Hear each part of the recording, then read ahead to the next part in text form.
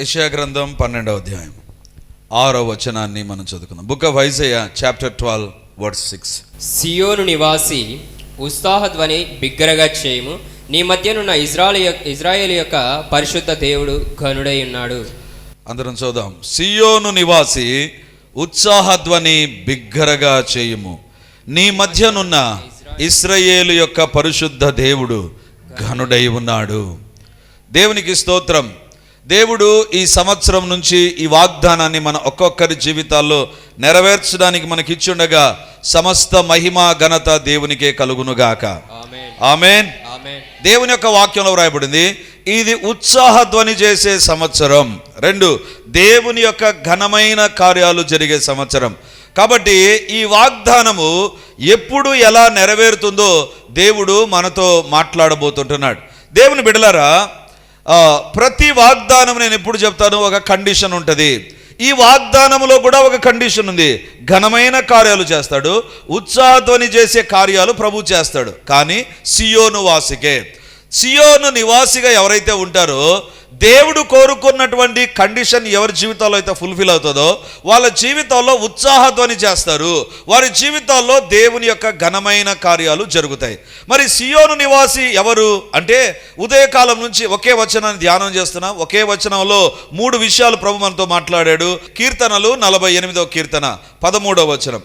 దాని బురుజులను లెక్కించుడి, దాని బురుజులను లెక్కించుడి, దాని ప్రాకారములను నిదానించి చూడుడి, దాని ప్రాకారములను నిదానించి చూడుడి, దాని నగరులలో సంచరించి, దాని నగరులలో సంచరించి వాటిని చూడుడి, వాటిని చూడుడి. దేవుని యొక్క వాక్యంలో వ్రాయబడింది, సియోను నివాసి ఎవరు వీళ్ళు? ఎందుకు ఈ వచనాన్ని తీసుకున్నాను అంటే 12వ వచనం, ముందు రాబో తరముల వారికి దాని వివరం మీరు చెప్పునట్లు సియోను చుట్టూ తిరుగుచు దాన్ని చుట్టూ సంచరించుడి.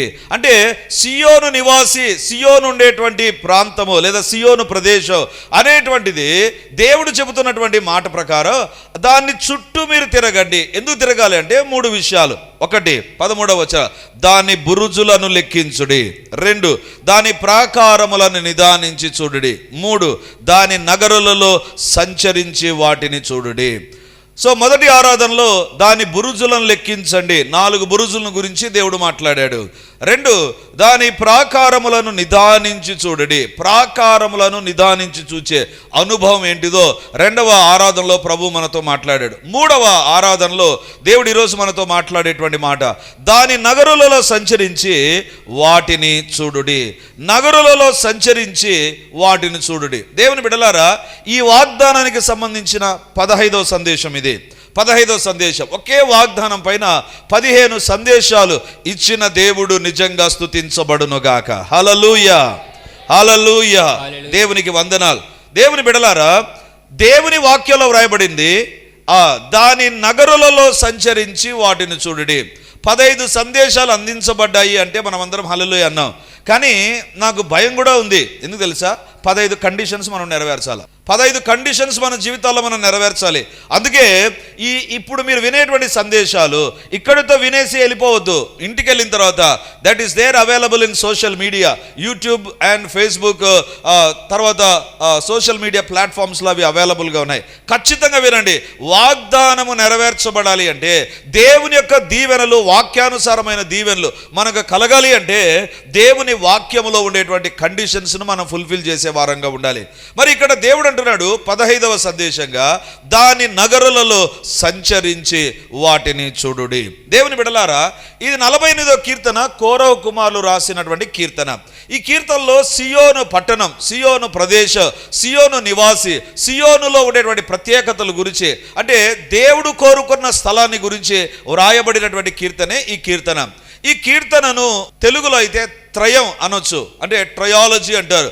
46, 47, 48 ఈ 3 ఒకే అంశానికి సంబంధించిన కీర్తనలు, ఒకే విషయాన్ని తెలిపేటువంటి కీర్తనలు. 46, 47, 48 ఈ 3 కీర్తనలో కూడా సియోను వాసిగా, దేవుని బిడ్డగా నువ్వు నేను చేయాల్సిన విషయాలు, దేవుని యొక్క గొప్పతనం, దేవుని యొక్క ఆశీర్వాదాలు ఏ రకంగా ఉంటాయి అనేటువంటిది వివరించబడింది.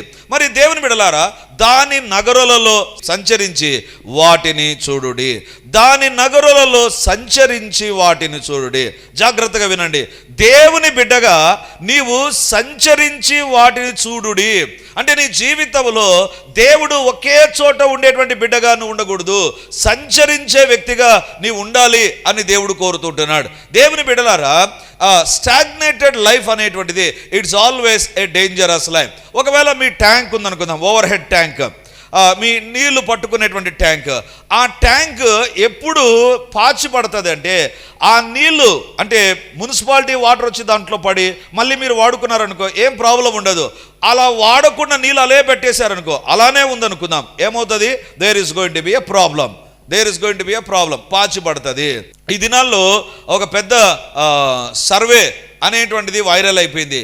100% వ్యాధులు దేన్ని బట్టి వస్తాయంటే ఒకే స్థలంలో నువ్వు కూర్చొని అంటే తిరగకుండా ఒకే స్థలానికి పరిమితం అయ్యేటువంటి వ్యక్తి జీవితాల్లో వ్యాధులు ఎక్కువగా ఉంటాయంట. ఎంత తిరిగితే ఎంత బాడీ మూమెంట్స్ ఉంటే అంతగా ఆరోగ్యం అని చెప్తారు, అంత ఆరోగ్యం అని చెప్తారు. అంటే తిరగడం అంటే ఏంటి? మీ ఇంట్లో తిరగడం కాదు, బయట తిరగడం. ఇంట్లో నేను కిచెన్లోంచి బెడ్రూమ్లోంచి డైనింగ్ హాల్లోంచి మళ్ళీ ఇది తిరగడం కాదు, ఇది ఉండడం. తిరగడం అంటే బయట అదే పనిగా నీ బాడీకి మూమెంట్ ఇవ్వడం మంచిది. ఇక్కడ దేవుడు కూడా అంటున్నాడు, దాని నగరాలలో సంచరించే వ్యక్తిగా నువ్వు ఉండు, ఏదో ఒక చోట ఉండేటువంటి వ్యక్తిగా ఉండవద్దు, సంచరించు. దేవుని బిడ్డలారా, ఎందుకు ఈ మాట వ్రాయబడింది అంటే మన జీవితాల్లో తిరగడం అంటే ఏంటి? ఉదయం లేస్తున్నాగానే కడపలో తిరుగుతూ ఈ చర్చి నుంచి ఆ చర్చి, ఆ చర్చి నుంచి ఈ చర్చి నుంచి అన్ని చర్చిలు తిరుగుతూ ఉండడమా? లేకపోతే ఈ మీటింగ్ తర్వాత ఇంకొక మీటింగ్, ఈ మీటింగ్ తర్వాత ఇలా తిరుగుతూ ఉంటేనేనా వాగ్దానాలు నెరవేరుతాయి? అది కాదు దాని యొక్క అర్థం. దేవుని బిడ్డలారా, ఈరోజు 3 విషయాలు దేవుడు మన ఎదుట ఉంచాలని కోరుతున్నాడు. మొదటిగా, దేవుడు వద్దన్నటువంటి సంచారం ఏంటిది? 2, దేవుడు ఏ సంచారమును కోరుకుంటాడు? దేవుని బిడ్డగా నీ జీవితంలో ఉండాల్సిన ఖచ్చితమైన ఒక సంచారం ఏంటిది? 3 విషయాలు. దేవుడు వద్దన్నటువంటి తిరుగుడు ఏంటిది?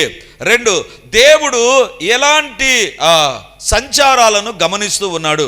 3వదిగా, ఏ సంచారం నీ జీవితంలో ఖచ్చితంగా ఉండాలి. అదే ఈరోజు దేవుని యొక్క వాక్యంలోంచి మనం చూడబోతున్నాం. ఇక్కడ బైబిల్లో రాయబడింది, దాని నగరాలలో సంచరించి వాటిని చూడుడి.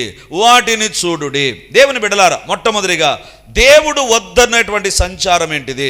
దేవుడు తిరగవద్దు అన్నటువంటిది ఏంటిది? ఇది మీకు అర్థం కావడానికి ఉదాహరణ చెబుతాను. ఒక అబ్బాయి ఒక అమ్మాయి ఇక్కడ ఉన్నారనుకుందాం. వాళ్ళ తల్లిదండ్రుల దగ్గర ఉన్నప్పుడు చాలా మంచిగా ఉంటారు, భయభక్తులు, చర్చి, బైబిలు, ప్రార్థన ఇదే ఉంటుంది. వాళ్ళు బయటికి వెళ్ళారనుకో, వాళ్ళ ఫ్రెండ్స్తో తిరిగి ఏమవుతారు? చెడిపోతారు.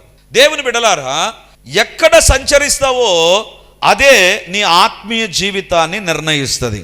నువ్వు ఎక్కడెక్కడ తిరుగుతూ ఉంటావో అదే నీ ఆత్మీయ జీవితాన్ని నిర్దేశించడం ప్రారంభిస్తుంది. నేను మంచిగా వాక్యం చెప్పేటువంటి వ్యక్తి మెల్లిగా తాగుబోతులతో తిరుగుతూ ఉన్నాను అనుకో, ఒక రోజు వస్తుంది నేను కూడా తాగుబోతుగా మారుతా. అంటే నా సంచారము నా ఆత్మీయ జీవితాన్ని నిర్దేశిస్తుంది. నేను ఎక్కడెక్కడ తిరుగుతుంటున్నా, చర్చికి వస్తున్నాను బాగానే ఉంది, చర్చి తర్వాత నేను ఎక్కడెక్కడ తిరుగుతుంటున్నా, ఎవరెవరి దగ్గరికి వెళ్తున్నా, ఏ స్థలాల్లో తిరుగుతుంటున్నా, దేవుడు వద్దన్న స్థలాలకు ఏమన్నా వెళ్ళి అక్కడ నా సమయాన్ని గడుపుతుంటున్నానా, షికారులు ఎక్కువైపోయాయా, తిరుగుళ్ళు ఎక్కువైపోయాయా, నా సంచారాలు ఎక్కువైపోతే అది నా ఆత్మీయ జీవితాన్ని డిస్టర్బ్ చేయడం ప్రారంభిస్తుంది.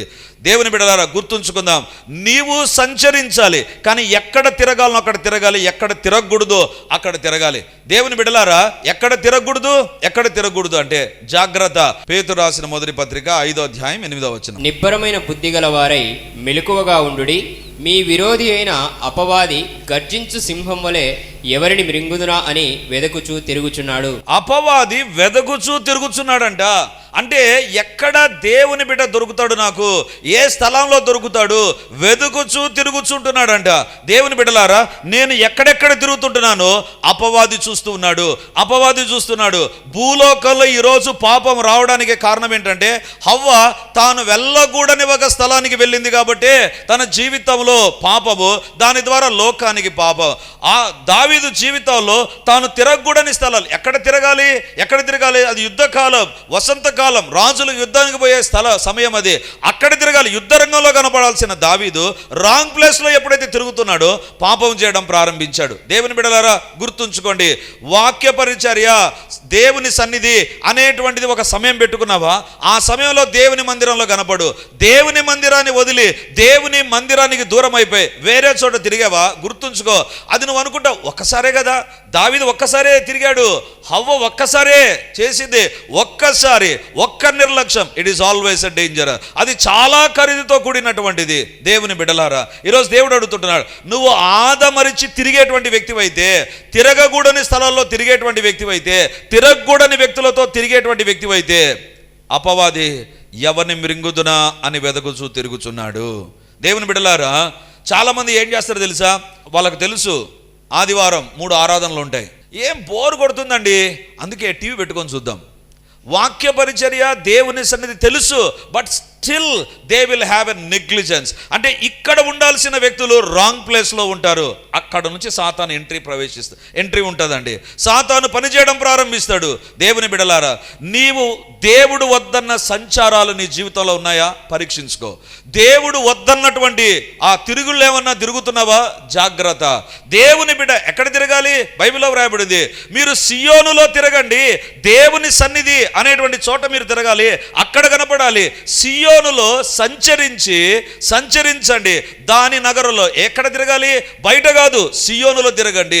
దేవుని సన్నిధిలో తిరిగేటువంటి వ్యక్తిగా, దేవుని సన్నిధిలో కనపడేటువంటి వ్యక్తిగా ఉండాలి. సియోను వదిలిపెట్టి బయట తిరిగావా, నీ జీవితంలో అపవాది పనిచేయడం ప్రారంభిస్తాడు. అసలు క్రైస్తవుడు ఎలా ఉండాలి తెలుసా? అసలు ఎవరి ప్రార్థన దేవుడు వింటాడు తెలుసా? ఎవరంటే దేవునికి ఇష్టం తెలుసా? చాలా సందర్భాల్లో మన జీవితాల్లో మనం అనుకుంటాం, ఎవరు దేవునికి ఇష్టము, ఎవరు ప్రార్థన దేవుడు, అదిగో ఆ దైవ సేవకుడు, కాదు. దేవుడు ఒక కండిషన్ పెట్టాడు. ఇప్పుడు చదివేటువంటి కండిషన్ ఫుల్ఫిల్ చేస్తారో వాళ్ళ జీవితంలో దేవుడు వారిని చూచి ఇష్టపడతాడు, వాడి ప్రార్థన వింటాడండి. పరమగీతం 2వ అధ్యాయం 14వ వచనం. బండ సందులలో ఎగురు నా పావురమా, పేటు బీటలను ఆశ్రయించు నా పావురమా, నీ స్వరము మధురము, నీ ముఖము మనోహరము, నీ ముఖము నాకు కనబడనిమ్ము, నీ స్వరము నాకు వినబడనిమ్ము. నీ స్వరము మధురం, నీ ముఖము మనోహరం, నీ ముఖము నాకు కనబడనిమ్ము. ఇక్కడ దేవుడు అంటున్నాడు, నీ స్వరము నాకు మధురం. పావురం స్వరం మధురం అండి, కోకిల స్వరం మధురం. విచిత్రం కదా? పావురం ఇది మూలుగుతూ ఉంటుంది. నేను కరెక్ట్గా మూలగల, ఇంకా పావురం మూలిగేది మా ఇంటికి రండి చూపిస్తాను. పావురం మూలుగుతుంది, అస్సలు నచ్చదండి. అది ఎట్లుంటుందంటే రోగంతో మంచం పడి ఎవరో ఒకరు మూలుగుతూ ఉంటారు కదా, అలా ఉంటుంది పావురం. కానీ పావురం స్వరం దేవునికి ఇష్టం అంట. మనము చిలక స్వరం వింటాం, కోకిల స్వరం వింటాం, లేకపోతే సింగర్ స్వరం వింటాం, పావురం స్వరం బాగుండదు. కానీ దేవుడు అంట, నీ స్వరము మధురం, నీ నోట నుండి వచ్చేటువంటి ఆ మూలుగుందే నాకు భలే ఇష్టం. దేవుని బిడ్డలారా, ఎవరి ప్రార్థన దేవుడు వింటాడు అంటే చూడండి, బైబిల్లో బండ సందులలో ఎగురునా. ఎక్కడ ఎగురుతుందంట ఈ పావురం? విచిత్రమైన పావురం ఎక్కడ కనపడుతుందండి? మసీదుల దగ్గర. పావురం ఎక్కడ కనపడుతుంది? నీ కిటికీల దగ్గర. పావురం ఎక్కడ కనపడుతుంది? వెంటిలేటర్స్ దగ్గర.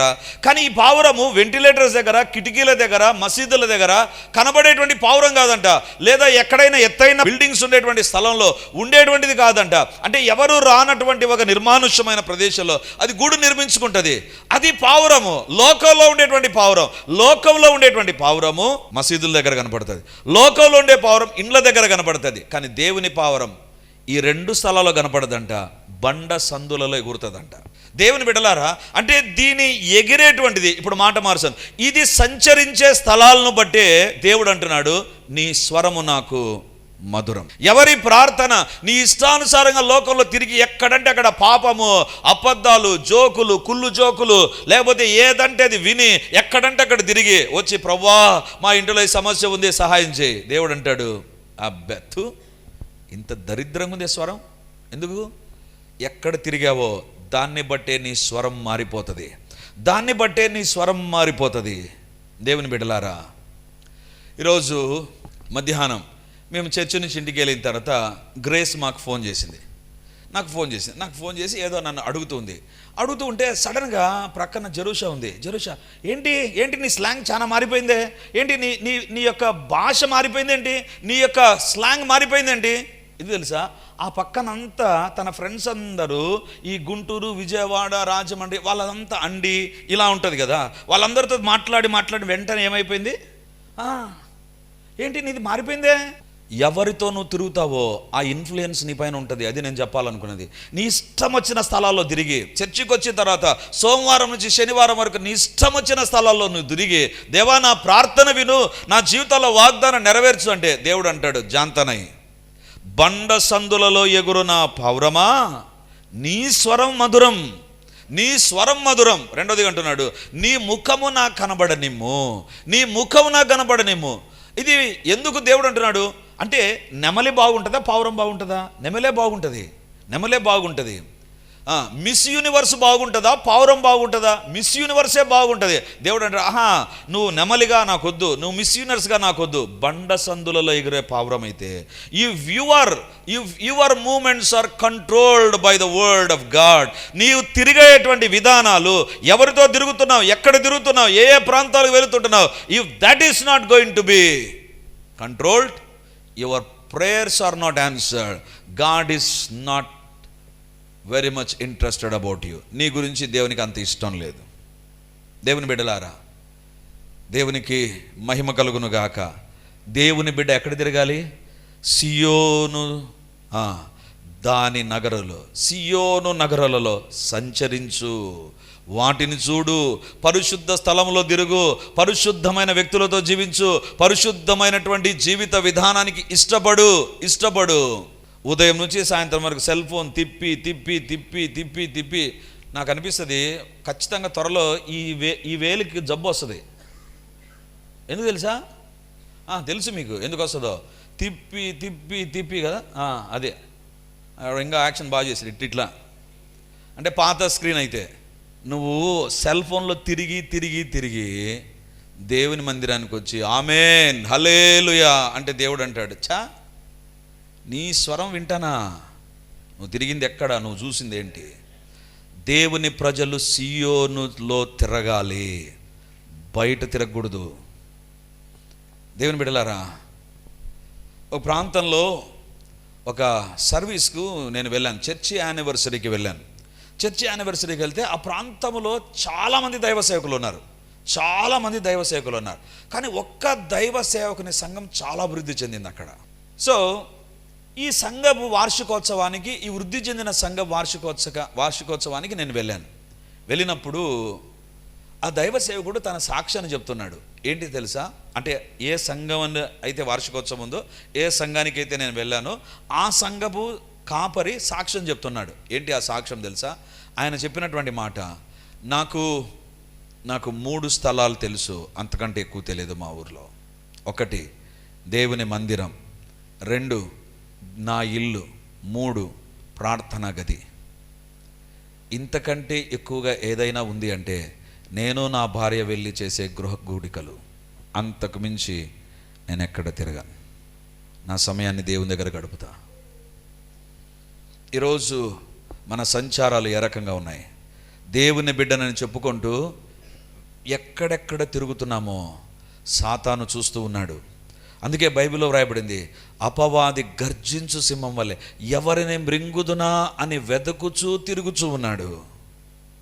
ఈరోజు దేవుడు మనతో మాట్లాడుతున్న మాట, if you are moving in a wrong places, తప్పుడు స్థలాలకు వెళ్ళేటువంటి వ్యక్తిగా ఉన్నావా, తప్పుడు వాటిని చూచే వ్యక్తిగా ఉన్నావా, తప్పుడు వాటిని ప్రేమించే వ్యక్తిగా ఉన్నావా, నీవు బాప్తీసం పొందినా, ప్రభు బలలో చేయవేసిన, 3 ఆరాధనలకు వచ్చినా, 14 ఆరాధనలకు వచ్చినా దేవుని బిడ్డవు కాదు. సియోను నివాసి ఏం చేస్తాడు? బైబిల్లో వ్రాయబడింది, దాని నగరాలలో సంచరిస్తాడు. అంతే, వేరే చోట సంచరించడు. ఈరోజు దేవుడు అడుగుతుంటున్నాడు, if you are not having a control or a break over your moments or your works, then it is very difficult for you to receive answers from the Lord. దేవుని దగ్గర నుంచి జవాబులు ఎవరు పొందుతారంటే, ఎక్కడెక్కడ తిరుగుతున్నావు, ఎక్కడెక్కడ నీ ఆలోచనలు తిరుగుతున్నాయి, ఎక్కడెక్కడ నీ యొక్క జీవిత విధానం వెళుతుందో. Be careful. దేవుని బిడ్డలారా, కొంతమంది ఏమనుకుంటారంటే, అక్కడ ఏముందో అది ఏముందో చూద్దాం. ఫస్ట్ ఏమంటుంది తెలుసా? చూద్దాం. ఆ తర్వాత చూద్దాం అనేటువంటిది చేద్దాంలోకి వస్తుంది. చేద్దాం అనేటువంటిది చెడిపోయే రకంగా చేస్తుంది. ఈరోజు దేవుడు మనతో మాట్లాడుతున్నాడు. ఈ యొక్క సియోను నివాసి ఎక్కడ తిరుగుతాడంట? సియోనులో సంచరించుచు. దేవుని బిడ్డలారా, నీ యొక్క సంచారాలు నీ ఆత్మీయ జీవితాన్ని నిర్దేశిస్తాయి. ఎక్కడెక్కడ నువ్వు తిరుగుతున్నావు అనేటువంటిది, ఎవరితో గడుపుతుంటున్నావు, ఏ ఏ ప్రాంతాలకు వెళుతున్నావు, తెలిసి వెళుతున్నావు, తెలియక వెళుతున్నావు. Be careful. Your places are going to influence you. Your roamings are going to influence you. ఇంకొక మాట చెప్తాను, దేవుని సన్నిధిని బలి చేసి వేరొక స్థలాలకు వెళ్తావు చూసావా, that is a very dangerous thing. అంటే నీకు తెలుసు ఈరోజు ఆరాధన ఉంటుంది, ప్రభుని ఆరాధించాలి, ప్రభు దగ్గర కనపడాలి. దాన్ని ప్రక్కన పెట్టి ఎప్పుడైతే వెళ్ళిపోతామో మన జీవితాల్లో we are going to see the different consequences. ఈరోజు ప్రభు మనతో మాట్లాడుతుంటున్నాడు. దేవుని బిడ్డ బండ సందు, పావురము ఎగరదు బండ సందుల్లో, కానీ ఈ పావురం, దేవుని పావురం బండ సందుల్లోనే ఉంటుంది. It is not going to have a freedom. అందుకే పౌలు అంటాడు కదా, కొరింథీయులకు రాసిన మొదటి పత్రిక 10వ అధ్యాయం, చూడాల్సిన పని లేదు, నాకు స్వాతంత్రం ఉంది, అన్నిటిలో స్వాతంత్రం ఉంది, అన్నీయు చేయదగినవి కావు, అన్నీయు చేయదగినవి కావు, నాకు స్వాతంత్రం ఉంది. దేవుని బిడ్డలారా, మన దేశం కోసం మనం ప్రార్థన చేద్దాం. రేపటి దినాన రిపబ్లిక్ డే. దేవుడు మన దేశంలో దేవుని బిడ్డల యొక్క ప్రభావం దేశంలో కనపడాలి, దేశంలో కనపడాలి.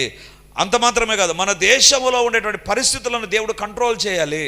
దేవుని బిడ్డలారా, ఈరోజు భయంకరమైన స్థితిగతుల్లోనికి భారతదేశం, ప్రపంచం వెళ్ళిపోతుంది. పాపము ఎక్కడ చూసినా విజృంభిస్తూ ఉండగా ఈరోజు దేవుడు మనల్ని పిలుస్తున్నాడు. దేవుని పావురంగా నీవు ఉండాల్సిన స్థలంలో నువ్వు ఉంటే you can influence the world. ఎందుకు తెలుసా? మీరు లోకానికి ఉప్పై ఉన్నారు. లోకం ప్రభావితం చేయబడాలంటే దేవుని బిడ్డ కరెక్ట్గా ఉండాలి, దేవుని బిడ్డ కరెక్ట్గా ఉండాలి. అందుకే దేవుడు అంటున్నాడు, దాని నగరులలో సంచరించు, సియోనులో సంచరించు. దేవుని సన్నిధానంలో దేవుని బిడ్డగా సంచరించే వ్యక్తిగా ఉండాలి. రెండవదిగా బైబిల్లో చూస్తే కీర్తనలు 56వ కీర్తన 8వ వచనాన్ని మనం చదువుకుందాం. నా సంచారంలో నీవు లెక్కించి ఉన్నావు, నా కన్నీళ్లు నీ బుడ్డిలో నుంచబడి ఉన్నవి, అవి నీ కవిలలో కనబడును గదా.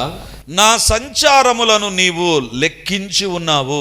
ఇక్కడ కీర్తనాకారుడు ఏమంటున్నాడంటే, నా తిరుగుళ్లను నువ్వు లెక్కించావు అంటున్నాడు. ఎవరు రాశారు ఈ కీర్తన? ఈ 56వ కీర్తన దావీదు రాసిన కీర్తన. ఎప్పుడు రాశాడు దావీదు అంటే పైనే ఉంటుంది. గాతు వాడైన గొల్యాతు ఊరిలోనికి దావీదు వెళ్ళినప్పుడు దావీదును పట్టుకున్నారు. అప్పుడు దావీదు అంటాడు, నా సంచారములను లెక్కించున్నావు. సౌలు తరుముతుండగా భయపడి ఏం చేశాడు తెలుసా? పారిపోయాడు. పారిపోయి నేరే ఎక్కడ పోయాడంటే గాతువాడైన గొల్యాతు యొక్క ఊర్లోనికి వెళ్ళిపోయాడు. గొల్యాతును చంపి ఇశ్రాయేలుకు విజయాన్ని ఇస్తే గొల్యాతు ఊర్లో ఉండే వాళ్ళు కారాలు మిరియాలు నూరుతూ ఉన్నారు. అలాంటి సందర్భంలో దావీదు నేరుగా గొల్యాతు ఊర్లోనికి వచ్చాడు. భయపడి పారిపోయి, తెలీదు పాపం, గొర్రెలు కాచుకునే వ్యక్తి కదా, అది గొల్యాతు ఊరు అని తెలియదు. అని అక్కడికి వచ్చిన వాళ్ళు దావీదును చూసినారు, కనుక్కున్నారు, వీడే కదా, ఈ దావీదే కదా, ఈ దావీదును బట్టే కదా గొల్యాతు చచ్చిపోయి మనకు పరాజయం వచ్చింది, వీరిని పట్టుకున్నారు. అప్పుడు దావీదు రాస్తున్నాడు, నా సంచారములను లెక్కించి ఉన్నావు. దేవుని బిడ్డలారా, ఒకటి, నీవు ఎక్కడ తిరుగుతావో అది నీ ఆత్మీయ జీవితాన్ని నిర్దేశిస్తుంది. 2, నీ సంచారములు దేవుడు రాసుకున్న సంచారములు. హల్లెలూయా. దావీదు తిరిగే తిరుగులను దావీదు అంటున్నాడు, నా సంచారములను లెక్కించి ఉన్నావు. నువ్వు లెక్క పెట్టావు, ఎక్కడ తిరిగాను, ఎంత దూరం తిరిగాను, ఎక్కడెక్కడికి తిరిగాను. దావీదు గురించి దేవుడు లెక్క రాసుకుంటున్నాడు. ఏం రాసుకుంటున్నాడు? దావీదు తిరిగే తిరుగులను రాసుకుంటున్నాడు. దావీదు పరిశుద్ధంగా దేవుని బిడ్డగా జీవిస్తుండగా సమస్యలు దావీదును తరుముతుండగా, సౌలు దావీదును తరుముతూ ఉండగా, సైన్యము దావీదును తరుముతూ ఉండగా బైబిల్లో వ్రాయబడింది, దావీదు అంటున్నాడు, నేను పోయి గొల్యాతు ఊర్లో పడిపోయా, ఇప్పుడు నా సంచారములను నీవు లెక్కించి ఉన్నావు. ఎప్పుడు అంటున్నాడు తెలుసా? దావీదు జీవితంలో భయం వచ్చేసింది. సౌలు తరుముతుంటే భయపడి పారిపోయి ఇప్పుడు గొల్యాతు వారి ఊర్లోకి వచ్చేసా. దావీదన్నా సౌలన్నా కొంచెం జాలు చూపిస్తాడు మనవాడని, వీళ్ళకి అది కూడా దావీదును బట్టి నష్టం, దావీదును బట్టి ఓటమి, దావీదును బట్టి ఘోర పరాజయం వచ్చింది. ఇప్పుడు దావీదు దొరికితే ఎట్లుంటుందండి? ఇప్పుడు దావీదు అంటున్నాడు, నా సంచారములను లెక్కించి ఉన్నావు. దేవుని బిడ్డగా నువ్వు ఎక్కడ తిరుగుతూ ఉన్నా గుర్తుంచుకో, అక్కడ నీ దేవుడు నీ కోసం కార్యాలు చేస్తాడు. హల్లెలూయా. ఖచ్చితంగా నువ్వు తిరిగేటువంటి స్థలాలు, ఒకవేళ నీ ఉద్యోగం కోసం నువ్వు తిరుగుతున్నావు, లేకపోతే నీ కుటుంబ పరిస్థితుల కోసం తిరుగుతున్నావు, లేకపోతే నీ జీవితంలో కన్నీరు గారుస్తూ దేవా ఎక్కడ సహాయం తిరుగుతున్నావేమో, గుర్తుంచుకో, నీ సంచారములను దేవుడు లెక్కించి ఉన్నాడు. నువ్వు ఎక్కడ తిరుగుతున్నావు దేవుడు గమనిస్తున్నాడు, ఏ దానికోసం తిరుగుతున్నావు దేవుడు గమనిస్తున్నాడు. దేవుడు అంటాడు సంచారాలు లెక్క పెడుతున్నాడంట. ఇంకేమంటాడండి, నా కన్నీళ్లు నీ బుడ్డిలో నుంచబడి ఉన్నవి, అవి నీ కవిలలో కనబడవు కదా. తిరుగుతూ దావీదు ఏడుస్తూ ఉంటే ఆ ఏడుపు, ఆ దావీదు తిరిగే తిరుగులను దేవుడు పుస్తకంలో రాసి పెట్టాడు. దావీదు, నువ్వు గాతు ప్రాంతానికి వెళ్ళావా, అలాగైతే నీ జీవితంలో నేను కార్యం చేస్తా. దేవుని బిడలారా, ఈరోజు నువ్వు దేని విషయం తిరుగుతున్నావు, ఎక్కడెక్కడ తిరుగుతున్నావు అంటే పరిశుద్ధంగా పవిత్రంగా ప్రార్థనతో జీవిస్తూ ఒక సమస్య నుంచి విడుదల పొందాలని, ఒక అద్భుతమైన కార్యం జరగాలని, ఒక దీవెన కలగాలని నువ్వు ఎక్కడ తిరుగుతున్నా దేవుడు గుర్తించి ఉంటాడు. ఒక రోజు వస్తుంది, దానికి రావాల్సిన ప్రతిఫలము తప్పకుండా దేవుడు దయచేస్తాడు. నమ్మిన వారు ఆమేనంటారు. ప్రభు సన్నిధానంలో మనం ప్రార్థన చేద్దాం. దేవుని బిడలారా, చెదిరిపోయిన వారు విశ్వాసిగా వాళ్ళు ఉండడం మాత్రమే కాదు, దేవుని సువార్త సేవను చేసిన వాళ్ళుగా వాళ్ళు మారిపోయారు. మేము చెదిరిపోయాం, మా కష్టాలు వచ్చాయని దేవుని నిందించలే, వాళ్ళు సువార్త సేవను జరిగించారు. ఎక్కడికి వెళ్ళినా ఆ స్థలాన్ని సువార్త స్థలంగా వాళ్ళు గుర్తించారు. ఈరోజు ప్రభు మనతో మాట్లాడుతుండగా, దేవా నా జీవితాన్ని మీరు మార్చండి. తప్పుడు స్థలాల్లో సంచారమా, దేవుని బిడ్డగా ఎన్ని స్థలాలు తిరిగినా నాకు మేలు కలగదు అనే తలంపులు ఇక్కడ ఉన్నావా? నీ సంచారములను దేవుడు లెక్కించున్నాడు. నీ కన్నీరు ఆయన కవిలలో ఉంది, తప్పకుండా ప్రతిఫలం రాబోతుంది. గొప్ప దేవా నీకు వందనాలు, మహిమ కలిగినటువంటి దేవా మీకు స్తోత్రాలు, శక్తి కలిగినటువంటి దేవా నీకు వందనాలు, ప్రభావం కలిగిన దేవా నీకు స్తోత్రాలు. ప్రభా, ఈరోజు మాతో మాట్లాడుండగా సియోను నివాసిగా సియోనులో సంచారము చెయ్యాలి. అవును దేవా, నీ యొక్క వాక్యంలో ఉన్నటువంటి ఆ మాటను బట్టి నీకు వందనాలు చెల్లిస్తుంటున్నాం. పరిశుద్ధుడా, దాని నగరాలలో సంచరించు చూడుడి అని సెలవిచ్చావు ప్రభా. అవును తండ్రి, సియోను నివాసిగా మేము పరిశుద్ధ స్థలాల్లో ఉండాలి, ప్రభు బిడలముగా సంచారము చేయాలి, నశించిపోయే ఆత్మల మధ్య సంచారము చేయాలి. ఇదే నీ కోరికై ఉండగా దేవా మీరే మమ్మల్ని దర్శించండి, మా సంచారములను మీరు సరిచేయండి ప్రభా. మా సంచారములు లెక్కించిన దేవా నీకు వందనాలు. ఎవరి జీవితాల్లో నేను వెంబడిస్తూ ఉన్నారో వారి జీవితంలో దేవుని కార్యములు జరుగునుగాక. స్వస్థతలు, విడుదలు, అద్భుతములు ఉద్యోగ వ్యాపారాల్లో, చదువుల్లో, కుటుంబాల్లో యేసు నామమందు జరుగునుగాక. యేసు నామమందు జరుగునుగాక. తప్పుడు స్థలాల్లో తిరిగే తిరుగుళ్ళు బంద్ అయిపోవునుగాక. బండ సందులలో ఎగురు పావురాలుగా మేము ఉందుముగాక. నాయనా మీరే మమ్మల్ని దర్శించండి. నాయనా దేవా, చెదిరిపోయిన వారు సువార్తను ప్రకటిస్తూ సంచారము చేశారు. అవును దేవా, మా జీవితాల్లో సువార్త ప్రకటన మా సంచారములో భాగమై ఉండునుగాక. సువార్త కొరకు మేము ప్రయాసపడుదుముగాక. సువార్తను ప్రకటించే సాధనాలుగా మేము ఉందుముగాక. మా జీవితంలో ప్రతి పరిస్థితిని సువార్తకు అనుకూలంగా మార్చుకొందుముగాక. నాయనా మీ కార్యాలు మీరు జరిగించి మహిమను పొందండి. ఈ వాక్యం ప్రతి ఒక్కరిలో ఫలించున్నట్లుగా, కార్యాలు జరిగించున్నట్లుగా సహాయం చేసి మహిమను పొందుమని యేసు నామమందు అడుగుచున్నాము తండ్రి. ఆమేన్, ఆమేన్, ఆమేన్.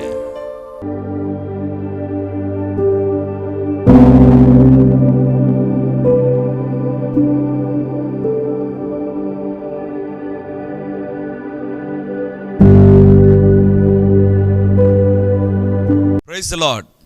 యేసుక్రీస్తు పరిశుద్ధ నామమందు మీ ఒక్కొక్కరికి మా వందనాలు తెలియజేస్తుంటున్నాను. రిడీమర్ చర్చిలో మొదటి ఆరాధన 8 గంటలకు ప్రారంభమవుతుంది, రెండవ ఆరాధన 10 గంటలకు ప్రారంభమవుతుంది, మూడవ ఆరాధన సాయంత్రం 7 గంటలకు ఉంటుంది. దేవుని బిడ్డలారా, ఎవరైనా ఉదయం ఆయా పనులు కలిగి రెండవ ఆరాధనలకు రాలేకపోతున్నారని భావించి ఈ యొక్క మొదటి ఆరాధన ప్రారంభిస్తున్నాం. సో ఈ యొక్క అవకాశాన్ని సద్వినియోగం చేసుకొని దేవుని యొక్క సన్నిధికి వచ్చి దైవ దీవెనలు మీరు పొందాలని కోరుతున్నాం. మొదటి 2 ఆరాధనలు మాత్రమే ప్రభు బల్ల ఉంటుంది కాబట్టి సిద్ధపడి దేవుని సన్నిధికి రమ్మని మిమ్మల్ని కోరుతూ ఉన్నాను.